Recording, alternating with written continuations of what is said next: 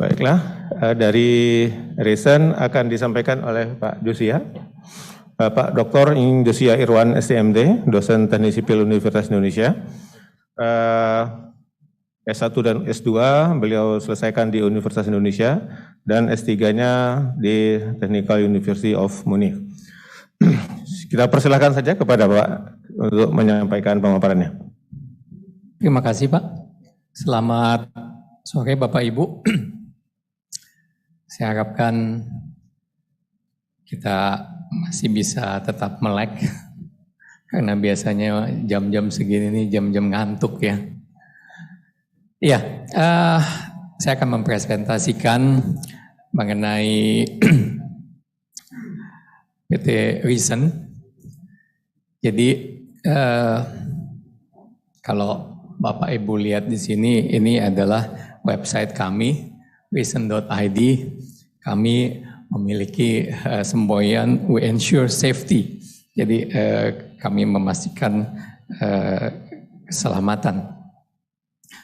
Jadi core business kami adalah pengujian, ya, dan kami bisa dengan yakin mengatakan di sini we are a pioneer in dynamic and instrumented testing. Kenapa demikian? Karena terutama kami mengerjakan pada struktur-struktur atas. Jadi kami adalah yang pertama kali menggunakan shaker untuk melakukan pengujian struktur.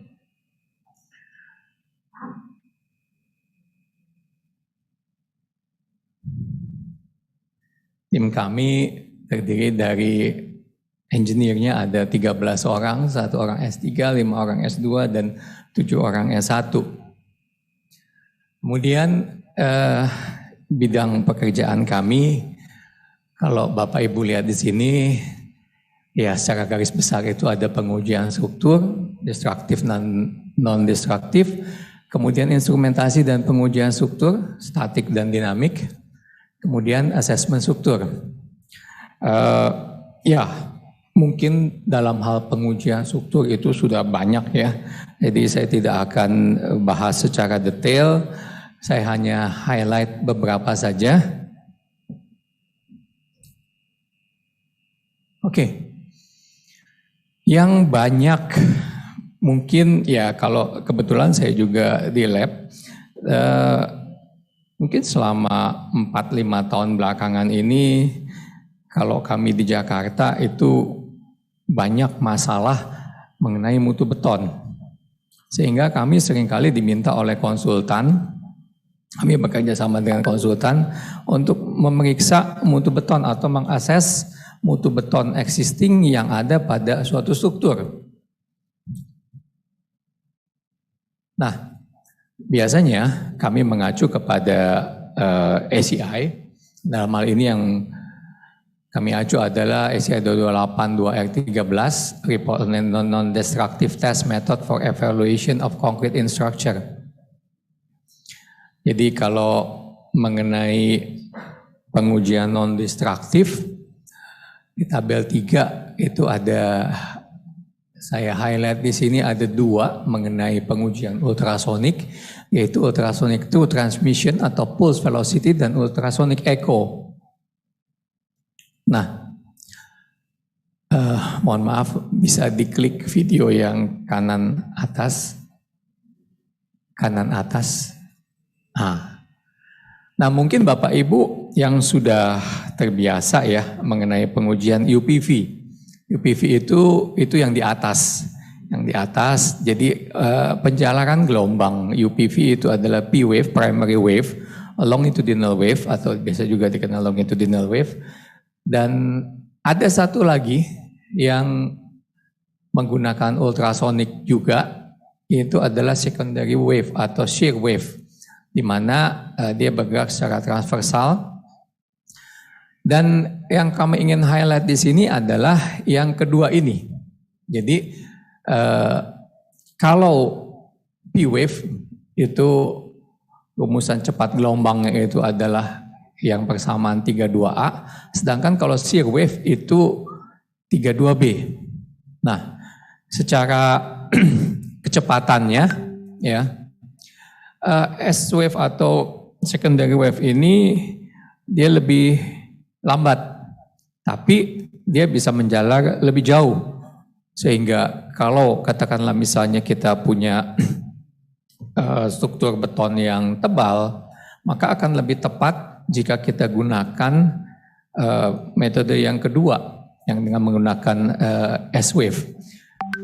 Untuk Poisson sekitar 0,2, maka kecepatan rambatnya itu kurang lebih yang S-wave ini 0,61 daripada P-wave-nya. Kayaknya saya mesti lebih dekat ke sini. Oke, nanti mungkin Bapak Ibu bisa baca ini secara teoritis. Nah, jadi kalau secara skematis saya bisa gambarkan stress wave method itu ada ultrasonic through transmission atau pulse velocity dan ultrasonic echo method. Nah, kalau UPV itu adalah yang bagian atas. Jadi yang bagian atas ini di mana yang paling bagus atau yang paling akurat kalau kita gunakan UPV itu adalah direct method. Jadi kalau UPV itu ada dua sensornya, ada transmitter, ada receiver, ini langsung. Ya. Kalau katakanlah misalnya kita mau lakukan pemeriksaan speed wave velocity-nya untuk katakanlah misalnya shear wall, tapi kita hanya bisa mengakses satu sisi saja, itu saya sarankan ya lebih baik tidak. Kenapa? Karena itu hanya di permukaan saja. Nah, kalau ultrasonic echo method ini alat ini ada 48 sensor dan dia berdasarkan pemantulan seperti ini. Jadi merupakan array ya, ada 48, 4 kali 12 sehingga dengan satu kali pengambilan data itu kita dapatkan data yang jauh lebih banyak daripada UPV. Jadi karena ada 48, 4 kali 12 sehingga dia bisa memetakan apa yang ada di bawahnya dan bisa diaplikasikan hanya dari satu sisi saja. Juga kita bisa bikin potongannya, ada yang disebut B-scan, D-scan atau C-scan. Nah ini juga mungkin kalau tadi Pak Rudi mengatakan apa namanya konsultan pengujian, ya kami sebetulnya ada konsultan pengujian Pak. Jadi nanti saya kasih kartu nama ke Bapak Pak. Kerjasama ya. Iya, jadi seperti ini. Jadi kita biasa petakan apa yang ada di balik dinding tersebut, dan tidak hanya satu lapis tulangan saja, bisa sampai 2 lapis tulangan. Nah ini contoh, ini salah satu contoh. Kami pernah dapat suatu proyek, kita diminta untuk menginvestigasi kolom. Jadi kalau Bapak Ibu lihat yang saya lingkari merah itu, saya kasih kotak merah, itu adalah ketika pengecoran, kemudian ada keropos, kemudian telah dilakukan perbaikan dan diminta untuk melakukan assessment bagaimana hasil perbaikannya. Nah, kita menghindari konsultannya tidak mau di-coring karena kalau di-coring jadinya rusak. Nah, yang kita lakukan adalah jadi ada 2 yang rusak dan telah diperbaiki, kemudian kita bandingkan terhadap yang baik, artinya yang tidak mengalami masalah. Dikatakan di sini si pengawasnya menentukan, bandingkan terhadap 5 kolom ini. Ya ada 5 kolom ini yang saya kasih AS 8E, 9E dan seterusnya ini 5 kolom. Jadi kita ambil data dari 5 kolom yang baik dan dari 2 kolom yang telah di-repair. Nah kita gunakan metode kombinasi, ada UPV, ada UCT. Kemudian kita plot, kita bikin grafik korelasinya, dan setelah saya buat grafik korelasinya, kita dapatkan seperti ini. Ya, di 8G ini, 8G, ini 8G, ini dia tinggi sendiri hasil UCT-nya. Ya, UCT itu tadi yang ada punya 48 sensor. Nah, sehingga kalau kita bikin trend line-nya, ya itu R kuadratnya itu kecil sekali 0,14. Ya, jadi saya berkesimpulan bahwa ini tidak bisa kita hitung karena secara nilainya ini nyeleneh sendiri dari 4-nya itu. Nah, kalau kita hapus, kita akan dapatkan seperti ini.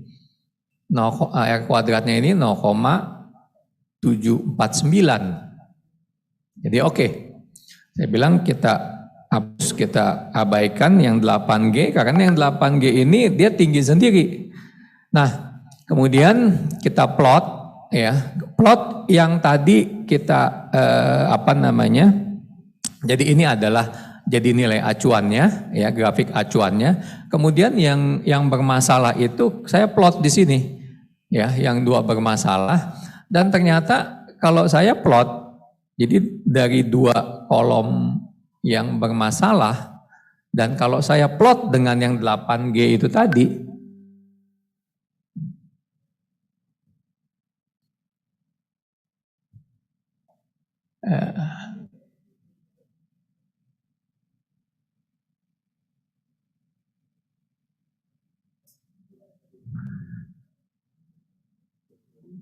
nah yang 8G ini tadi saya plot, ternyata itu berdekatan. Seperti ini, berdekatan. Jadi ya, kemudian kita laporkan dan ternyata saya lagi dites sama sama pengawasnya. Ternyata memang yang 8G itu memang juga udah diperbaiki juga Pak, katanya. Oh, artinya ya kadal kamu dikadalin gitu. Ya akhirnya dia percaya bahwa metode ini bisa diandalkan. Ini yang tadi tomograf test, jadi bentuk alatnya seperti ini. Ini kita bisa mendeteksi wall, ada 2 tulangan. Di sini ini adalah back wall-nya, ini ketebalannya, jadi ya ini saya skip saja. Jadi kita juga bisa kolom maupun pal cap itu juga kita bisa detect. Kemudian yang highlight kedua yang saya ingin sampaikan adalah mengenai instrumentasi dan pengujian struktur. Pertama struktur bangunan gedung existing, ya ini mungkin sudah biasa loading test, kita gunakan air. Tapi kalau kita lakukan loading test, saya biasanya tidak hanya loading test, hanya mencatat bebannya saja, tapi juga biasa kita kombinasikan dengan pengujian dinamik. Pengujian dinamik di mana kita getarkan dia punya struktur, kemudian kita cari berapa frekuensi alaminya. Artinya sebagai pembanding struktur yang kita uji dengan struktur yang di sekelilingnya. Seperti ini bagian dari suatu gedung parkir, ya, jadi ada berapa ratus panel gitu, tapi dia hanya menguji sekitar 3 panel saja. Jadi yang lainnya itu kita bandingkan, kita korelasikan hasil ujinya kita korelasikan dengan frekuensinya untuk melihat yang lain. Nah seperti ini, jadi biasanya kami lakukan pengetesan dinamik. Jadi waktu itu karena lendutannya itu besar, maka diputuskan untuk dilakukan overlay penebalan. Nah, jadi karena ini luas, maka di trial dulu. Di trial ada tiga bagian, 3 panel lantai yang dilakukan perkuatan, penebalan, kemudian dites lagi. Jadi di sini kelihatan ini sebelum dilakukan overlay, kemudian setelah di overlay dia menjadi dari 6,1 menjadi 7,7, 7,6 dan 8,4 Hertz. Artinya apa? Artinya memang telah terjadi peningkatan frekuensi yang cukup signifikan dari 6 ke 7,5. jadi sekitar 25%. Artinya metodenya ini cukup efektif juga penebalan ini, karena biasanya untuk kenyamanan atau serviceability itu 7,5 Hz batasannya. 3 kali frekuensi orang berjalan 2,4 Hz, dikali 3 7,2, praktisnya diambil 7,5. Saya cepat saja. Kemudian kita juga melakukan instrumentasi untuk gedung, ini salah satunya di Gereja Katedral, ini dibangun tahun 1901 dan dikhawatirkan ya terjadi masalah sehingga dilakukan pemantauan. Pemantauannya itu kita ada 6 akselerometer, ada tilt meter untuk melihat tilting atau kemiringan, kemudian juga pisometer. Kenapa pisometer? Karena kalau Bapak Ibu baca berita tahun lalu itu ada terowongan silaturahmi dari Masjid Istiqlal ke Gereja Katedral, itu sangat mepet sekali penggaliannya dan gereja ini termasuk cagar budaya sehingga ya kita harus benar-benar hati-hati. Jadi ini dilakukan instrumentasi, tapi instrumentasinya sebetulnya sudah sejak lama, sejak 2 tahun sebelumnya. Jadi ketika dilakukan penggalian itu benar-benar kita pantau dan ya kita bersyukur bahwa tidak terjadi masalah. Jadi ini kita pasang akselerometer pada towernya, ini wiring diagramnya. Dan kita juga pasang ada tilt meter, ada strain gauge untuk mengetahui tegangan yang terjadi, juga pizometer, di mana untuk yang statik itu kita lakukan secara wireless. Waktunya Pak. Iya Pak. Ini sensor-sensornya, ini pizometer, ini contoh pembacaannya. Nah ini juga kita dapat juga catatan gempa, karena kebetulan pada 2019 itu ada terjadi gempa, sehingga kita bisa dapatkan catatan gempa yang ada pada gereja tersebut. Kemudian kita juga melakukan pengujian dermaga, dinamik juga, kemudian jembatan. Ini saya tampilkan karena ini bukan rahasia lagi. Jadi yang kami tampilkan di sini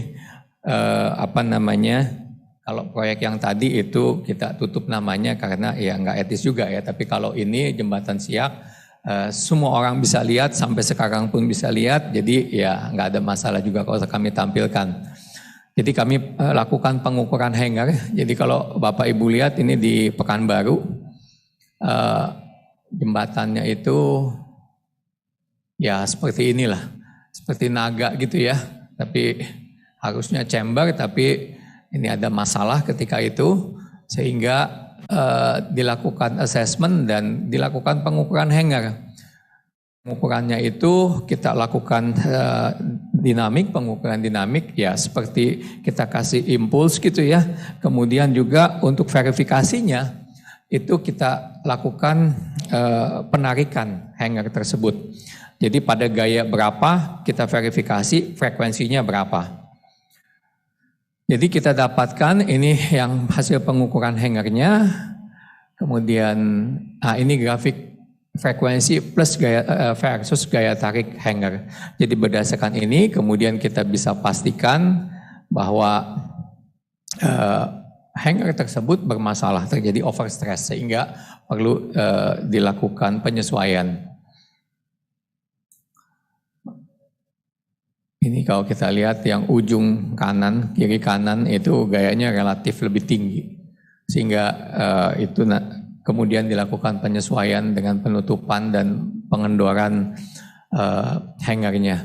Nanti kalau pengujian secara skematis, kalau statik dan dinamik seperti ini, jadi dinamik itu biasanya untuk mendapatkan frekuensi ya, dengan modal analisis. Kemudian kalau statik biasanya untuk lendutan, rotasi, dan regangan. Ini skemanya, ini alat-alat yang kami pakai.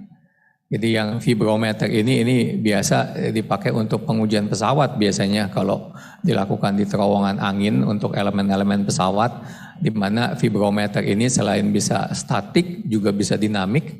Ya, kemudian yang sebelah kanan ini settlement sensor, ini khusus untuk ya bukan khusus ya, tapi kami gunakan juga untuk jembatan dan terowongan. Kemudian ini tilt meter wireless, kemudian ada untuk displacement transducer, biasanya dipakai untuk pergerakan perletakan jembatan. Kemudian strain gauge, nah ini juga hati-hati kalau kita pakai strain gauge, ada bermacam-macam strain gauge, ini adalah vibrating wire strain gauge, sebetulnya ini yang paling stabil dengan vibrating wire karena dia tidak tergantung dari panjang kabel. Nah tapi untuk daerah-daerah yang terkonsentrasi gayanya itu biasanya diminta oleh KKJTJ untuk menggunakan rosette strain gauge. Nah ini tingkat kesulitannya beda lagi. Ada juga untuk mold strain gauge untuk beton yang ditanam. Kemudian untuk yang dinamik kita gunakan wireless, wired, dan vibrometer. Nah, yang paling akurat adalah yang vibrometer, sedangkan untuk wired accelerometer ini lebih baik daripada wireless accelerometer. Jadi harga ini mungkin sekitar 4-5 kali daripada yang wireless.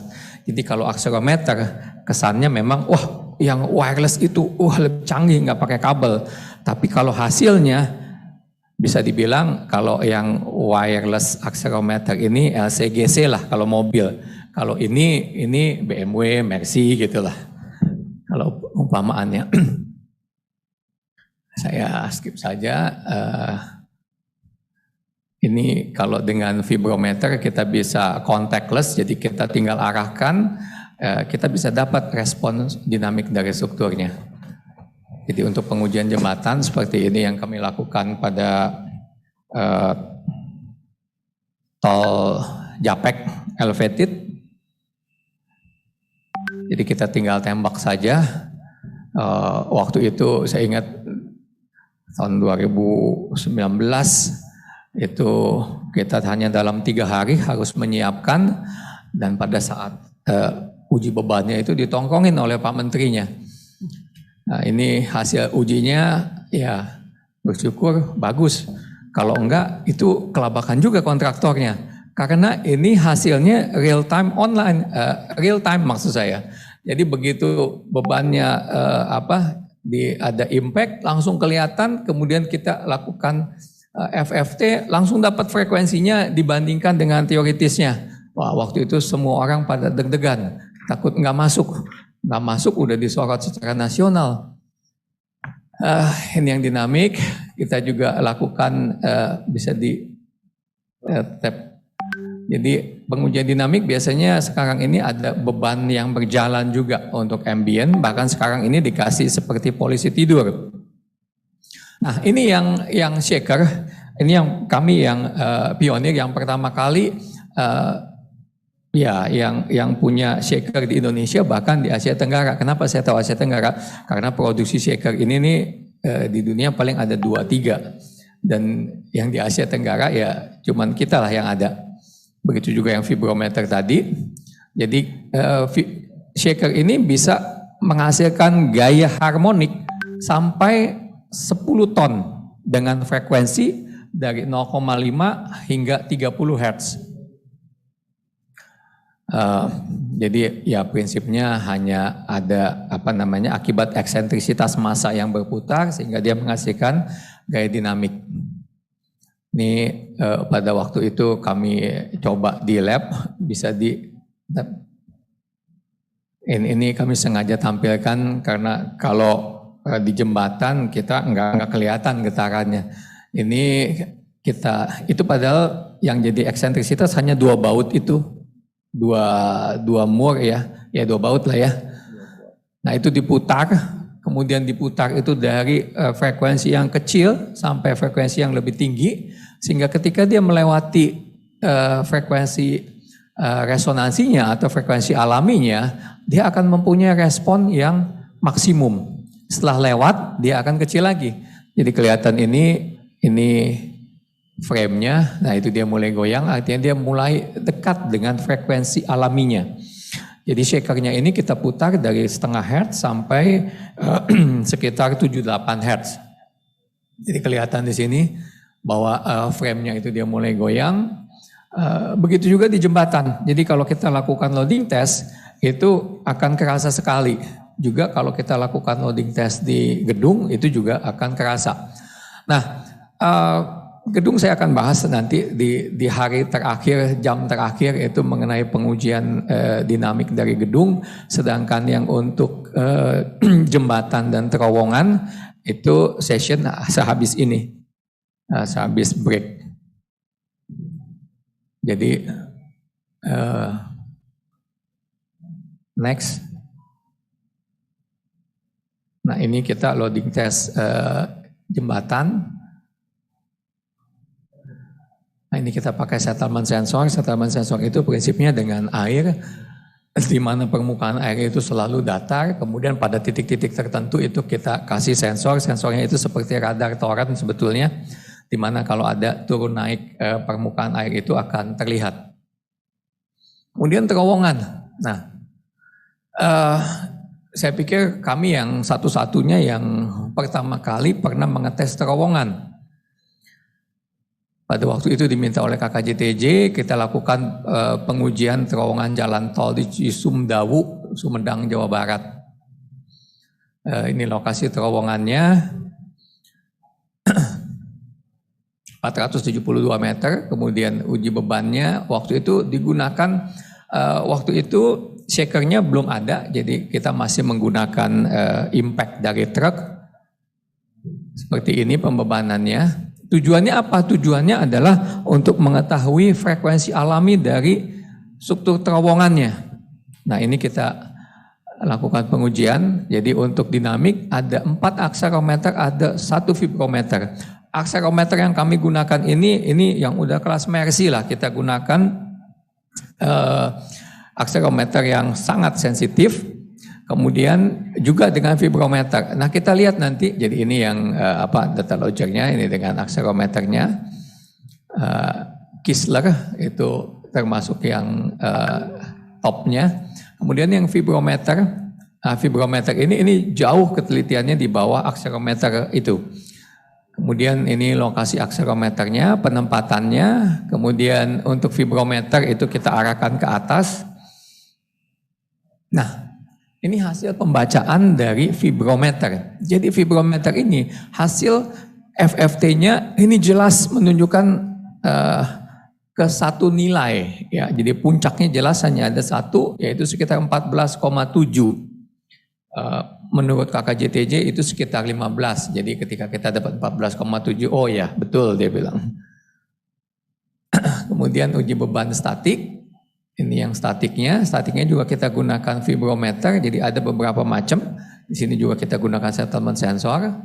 Kemudian juga strain gauge juga kita gunakan. Nanti session selanjutnya kita akan bahas lebih detail mengenai ini.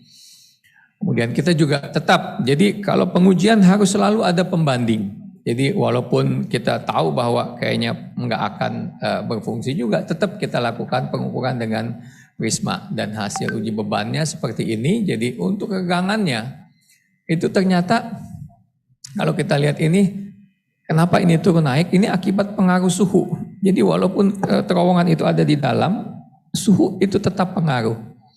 Ini tilt meter juga menunjukkan hal yang sama, settlement sensor juga menunjukkan hal yang sama. Jadi fluktuasi akibat suhu itu terlihat di sini.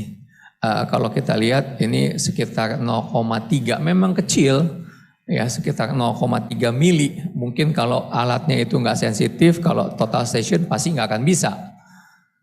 Nah kemudian ketika kita lakukan loading test statik dengan truk, yang lain nggak kebaca. Yang kebaca itu hanya vibrometer. Jadi kalau kita lihat di sini, kalau kita rata-ratakan, jadi ini terlihat sekali bahwa ini ada lonjakan ya, turun gitu ketika dia memasuki masuk ke panel lantainya, karena pengecoran lantainya itu dia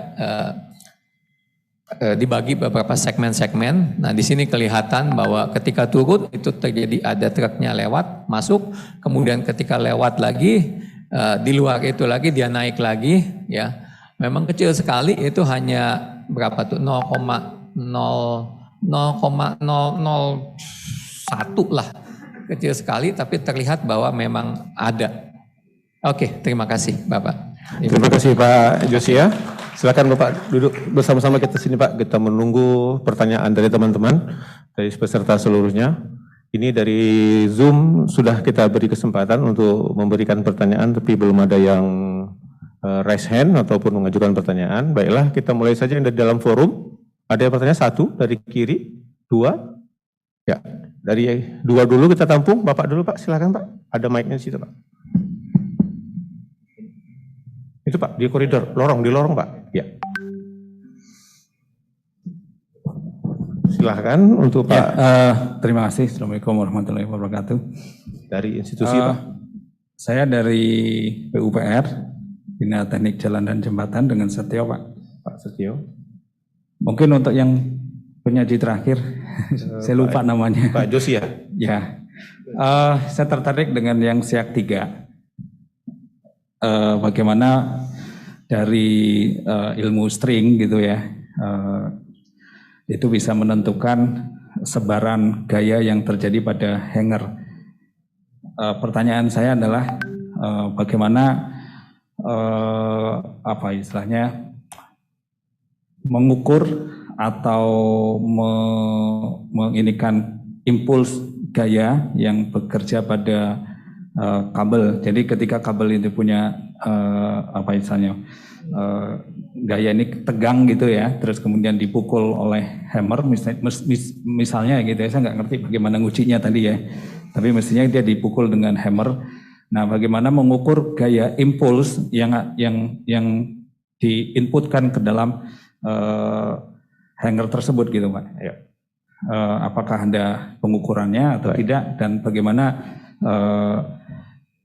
barangkali gitu ya dari impuls yang ada itu akan keluar mode 1, mode 2 dari metode sekian stringnya. Metode pengujiannya Pak ya? Ya. Metode ujiannya, oke. Terima kasih Pak. Oke, yang kedua silakan. Kiri, kanan boleh. Disebutkan nama dan institusi Pak ya?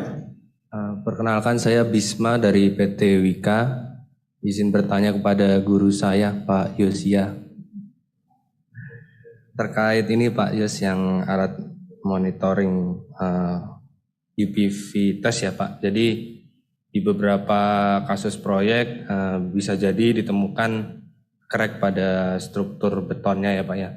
Kemudian dari konsultan atau owner sendiri biasanya meminta dilakukan pengujian UPV test, yang salah satu outputnya itu adalah pembacaan tadi ya Pak ya, velocity-nya ya, gelombangnya.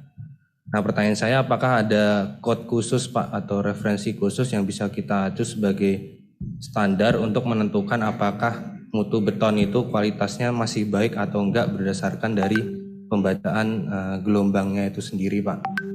Gitu Pak, karena yang saya tahu selama ini untuk code yang diacu itu masih dari luar ya Pak. Setahu saya dari Badan Atom Internasional gitu Pak. Mohon tanggapannya. Terima kasih Pak Yus. Terima kasih Pak Wisma.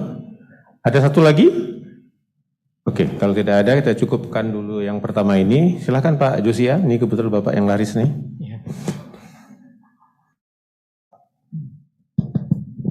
Iya, mungkin yang untuk pertanyaan yang pertama, jadi kalau ya mungkin kalau secara dinamika struktur kita tahu bahwa omega adalah akar K per M.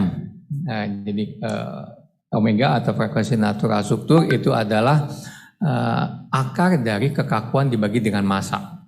Nah, itu kalau struktur. Nah, kalau string atau kabel itu dia bukan merupakan, ya sebetulnya fungsi kekakuan dan massa juga, tapi dalam hal ini merupakan fungsi dari gaya tegang. Jadi frekuensinya itu fungsi daripada gaya dan properti panjang dan juga properti materialnya tersebut Pak.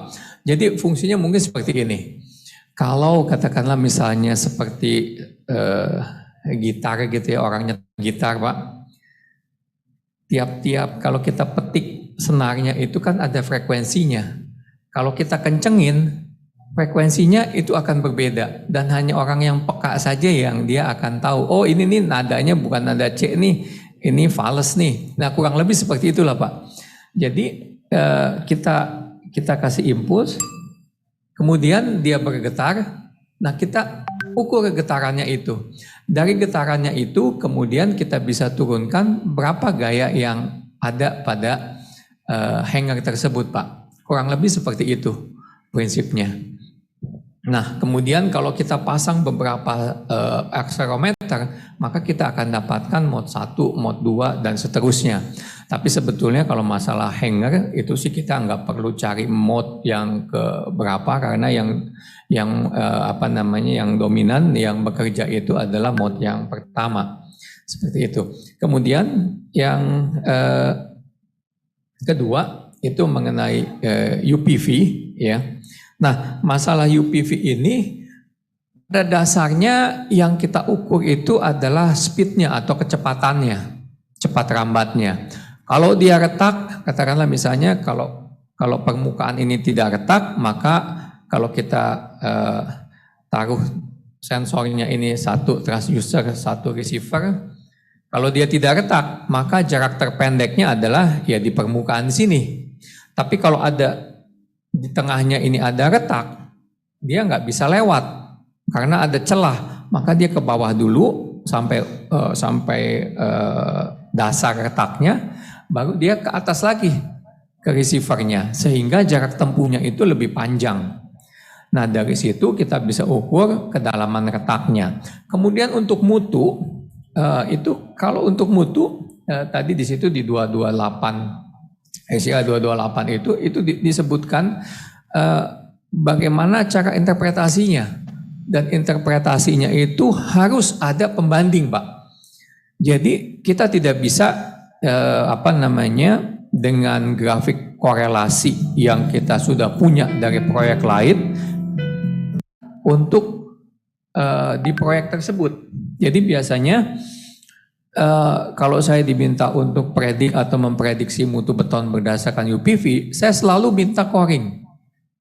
Kenapa? Karena kalau enggak, kalau bidang seperti ini kan bidang yang bisa berantem orang gitu ya, bisa bikin ribut orang, bisa orang jadi keluar duit miliaran gitu. Jadi saya nggak mau kalau tidak ada dasarnya. Dan dasar dari code-nya itu, kalau UPV kita mau jadikan prediksi mutu beton, kita harus coring. Dan yang di titik coring itu sebelum di coring itu dilakukan UPV dulu. Jadi kita dapat nilai UPV-nya berapa, kemudian kita tes. Katakanlah misalnya kita dapat katakan 3.500 speednya, meter per detik. Setelah kita tes katakanlah misalnya ternyata itu 25 MPa. Kemudian kita tes lagi, kita di titik lain lagi, katakanlah misalnya kita dapat 3.800. Dapat katakan 29 MPa. Nah, kemudian kita buat grafik korelasinya, ya.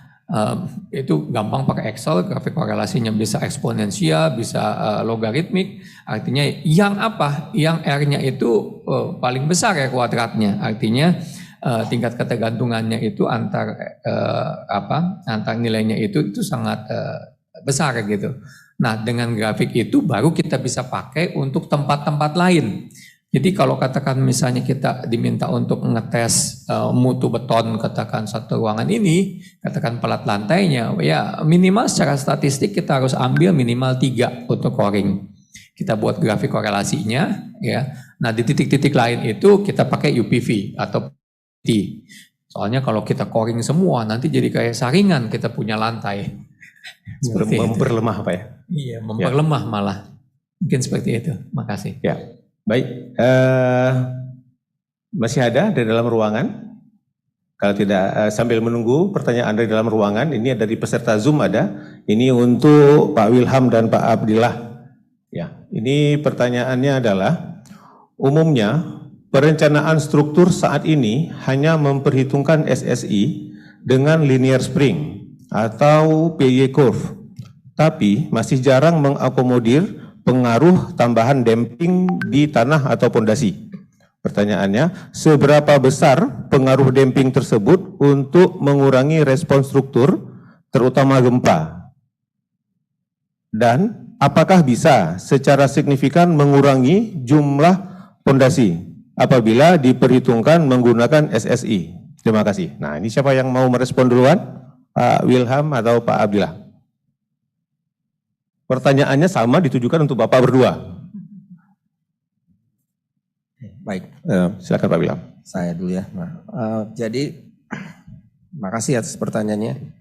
Kalau pakai damping dengan SSI tentu saja akan mengurangi jumlah tiang pondasi. Kalau saya perhitungkan, sebab saya coba, itu yang damping yang saya coba tuh 0,05 dari referensi siapa? Profesor Has dari Illinois ya. Saya pernah coba, saya kurangi dampingnya, ya dia bertambah gitu ya Pak. Itu yang saya coba ya. Tapi saat itu yang optimum 0,05 saya dapat relay damping. Mungkin itu dulu. Ya. Ada. Silakan Pak Abdillah.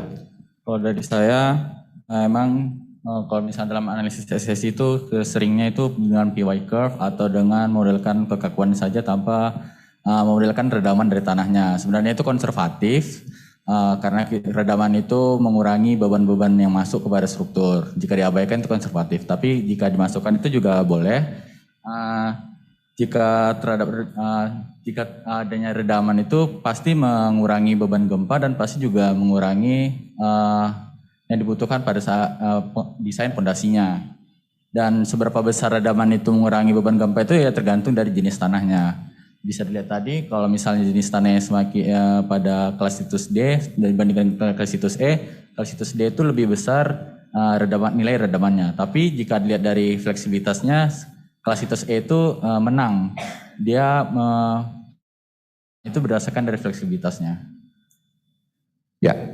Terima kasih. Mudah-mudahan jawaban dari Bapak-Bapak dapat didengar dan ditangkap dengan bagus oleh Pak Ireng Kuntoro Jati dari PT Wiratman. Ya, beliau menyatakan terima kasih atas jawabannya. Ya, artinya cukup memuaskan. Ada lagi dari dalam? Ya, silakan. Yang satu di belakang habis. Ada lagi? Kita masih ada waktu 2 menit. Ya, satu aja kalau begitu Bapak. Silakan Bapak maju ke depan.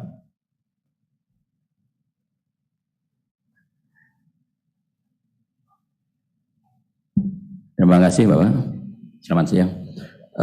Nama saya Edi Purwanto dari PT EDAK Strukturina. Ini mungkin pertanyaan ringan saja ya Bapak ya. Kami sering melakukan juga, cuman ada kesulitan di pencarian data ya. Karena bangunan-bangunan yang lama itu biasanya gambarnya sudah tidak ada. Jadi terutama bangunan gambar struktur ya, gambar struktur itu biasanya tidak disimpan, yang disimpan itu biasanya ME. Nah kami saat melakukan itu tuh tadi saya terus terang baru kali ini dari Pak Jos ya, ada alat yang tomografi ya Pak, tomografi tes ya. Ini mohon info aja, apakah alat ini seberapa akurasinya kalau untuk melihat tulangan, terutama tulangan yang rangkap ya. Jadi yang selama ini kami dari beberapa teman-teman juga yang seprofesi ngaudit mencari forensik data itu tidak ada data belum ada ya, mungkin mereka belum beli seperti punya Pak Jos kali ya. jadi mereka hanya pokoknya gini Pak, ada bunyi nanti itu ada besinya gitu. Tapi berapa besinya, diameternya jam piring itu? Tidak ada Pak, hanya ring aja. Misalnya aslinya 16, tapi hanya 13 sampai 22 misalnya. Sebetulnya kalau kita kan nggak bisa begitu saya bilang. Jadi kita harus real gitu, harus real. Berapa diameter yang ada di tempat itu, berapa jaraknya berapa? Apa yang itu yang mengenai diameter Pak. Yang keduanya, apakah alat ini bisa melihat juga mutu beton dari mutu besi dari besi tersebut, karena kami juga ada audit di bangunan tahun 80 ya Pak, itu masih menggunakan besi bulat ya, bukan besi yang ulir kayak sekarang. Jadi itu apakah itu juga bisa diketahui apakah mutu? Kalau dulu pakai O ya, mungkin O32 apa O24 apa? Ya, U, ya. Polos masih Pak, masih polos ya. Jadi apa itu aja Pak. Jadi ini Ya. hanya ringan aja lah, mungkin mengenai alat aja. Terima kasih Bapak. Masih. Iya, ya Pak Edi. Biasanya barometer itu dia hanya mendeteksi antara-antara gitu Pak ya, diameternya kan. Nah sekarang yang Bapak punya nih gimana nih Pak? Silakan Pak. Ya, makasih Pak.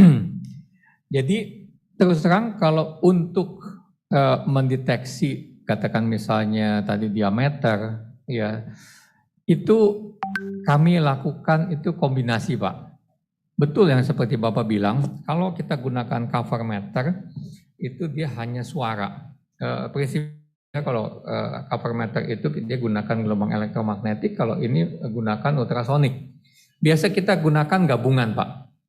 Jadi kita scan dengan tomograf, kemudian kita juga gunakan cover meter, ya. Satu lagi kita ketrek Pak. Diketrek Pak. Diketok-ketok. Diketrek tapi enggak semuanya diketrek ya, percuma ada alatnya kan. Dibongkar Pak ya. Ya kita ketrek, kita breaking out di satu lokasi ya, satu atau dua lokasi untuk memastikan, karena seperti Bapak bilang tadi itu betul. Kalau katakan misalnya besinya 16. Kalau katakan dia terlalu dalam, kadang kedetek misalnya jadi 13. Kadang juga kalau besinya nempel atau ada overlap, itu bisa jadi 32. Nah, kalau satu atau dua besi itu kita bisa lihat di sini, dan kedalamannya juga kita bisa tahu. Kalau kita pakai cover meter, itu kita cuma dengar suara. Kalau ini kita bisa lihat kedalamannya, oh di kedalaman sekian. Nah, kalau kita tahu kedalaman sekian, katakanlah misalnya silmut betonnya 10 cm nih. Nah, saya akan gunakan cover meter juga, Pak.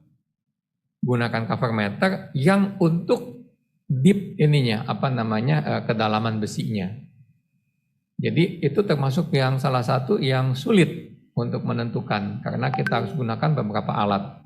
Kemudian alat ini bukan alat dewa juga yang bisa semuanya.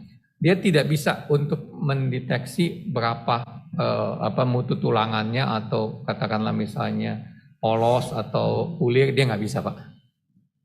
Ya, jadi ya masing-masing ada keterbatasannya. Ya, baik, terima kasih Pak Josia. Demikianlah penyampaian dari bapak-bapak pemateri kita, bahwa waktunya memang sudah jam 5.15. Pak Josia mau memberikan, nah ini ada kabar gembira dari Pak Josia bagi teman-teman yang masih bertahan di dalam ruangan. Silakan Pak. Ya, makasih. Tadi di stand kami itu ada masukin kartu nama gitu ya, untuk kita ada bagi-bagi bukunya Pak Wiryanto. Jadi atau di antara Bapak Ibu bisa dibantu ambil itunya, bawa ke depan. Apakah ada yang mau memasukkan lagi? Saya kalau mau memasukkan lagi, yang nggak punya kartu nama gimana Pak? Boleh Pak. Bawa masukkan ATM boleh Pak? ATM boleh Pak. SIM KTP mungkin ATM yang nggak punya kartu nama masukkan SIM atau KTP gitu. Kalau nggak beruntung ngambil kembali. Oh iya, terima kasih. Oh iya. Apa itu?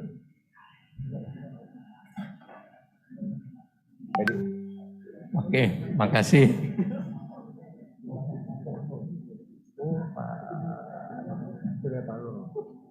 Saya ada 7, mohon Bapak ambil Pak. Begitu Pak ya, saya ambil 1 di tengah-tengah.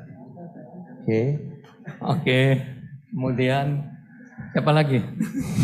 Oh Pak, ini mungkin Pak Rudi. Pak Rudi. Bapak nggak masukin kan? Enggak. Pak Rudi masukin, tapi tutup mata ngambil Pak. Apa deh? Ditampung ini, dikumpulkan yang udah diambil. Ada tempat. Nah, sudah. Apa lagi aja Pak? Udah 3 yang lain. Udah 3 Pak. Bapak aja deh semua ambil. 1, 2, 3. Itu 1 tadi. 4. Ambil lagi Pak. Ya, cepat Pak ya. Berapa nih? 5. 1, 2, 3, 4, 5. Berapa Pak? 7 Pak. 7. 6, Yang warna lagi. 7. Oke. Kacamata. Waktu breaknya kita pakai Pak ya. Habis ini kita ngopi. Ya. Pertama Bapak atau Ibu Desyanti. Silakan Ibu maju ke depan dari PUPR. Minta berdiri depan aja. Cukup fotonya. Sini Bu, ke depan aja Bu.